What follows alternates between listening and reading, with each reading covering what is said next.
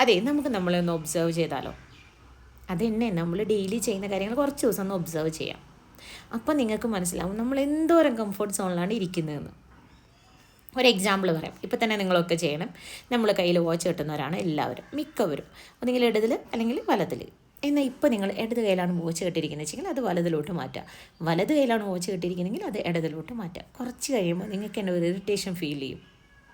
ഇതേപോലെ തന്നെ നമ്മൾ ഫുഡ് കഴിക്കുന്ന സ്ഥലം ശ്രദ്ധിച്ചിട്ടുണ്ടോ? നമ്മളെപ്പോഴും ഒരേ സ്ഥലത്തിരുന്നിട്ടായിരിക്കും ഫുഡ് കഴിക്കുക. മിക്ക ദിവസങ്ങളും ഒരേ സ്ഥലത്ത് അല്ലെങ്കിൽ ഒരേ ടൈമിൽ. മെയിനായിട്ട് ആ സ്ഥലം ഒന്ന് നോക്കുക. അപ്പോൾ തന്നെ നമുക്ക് മനസ്സിലാവും. നമുക്ക് അവിടെ നിന്ന് മാറി ഇരുന്ന് കഴിഞ്ഞാൽ നമുക്കൊരു ഒരു ഒരു സ്വസ്ഥ ഒരു സമാധാനം കിട്ടാത്തൊരു ഫീലായിരിക്കും. എന്തുകൊണ്ടാണെന്ന് വെച്ച് കഴിഞ്ഞാൽ നമ്മുടെ ബ്രെയിൻ നമ്മളതിനെ പറഞ്ഞ് പഠിപ്പിച്ചിരിക്കുന്നത് ഇതാണ് നമ്മുടെ കംഫർട്ട് സോൺ, ഇവിടെ നിന്ന് ഇങ്ങോട്ട് മാറരുത്. നമ്മുടെ സബ് കോൺഷ്യസ് മൈൻഡാണ് ഇതെല്ലാം കിടന്ന് കളിക്കുന്നത്.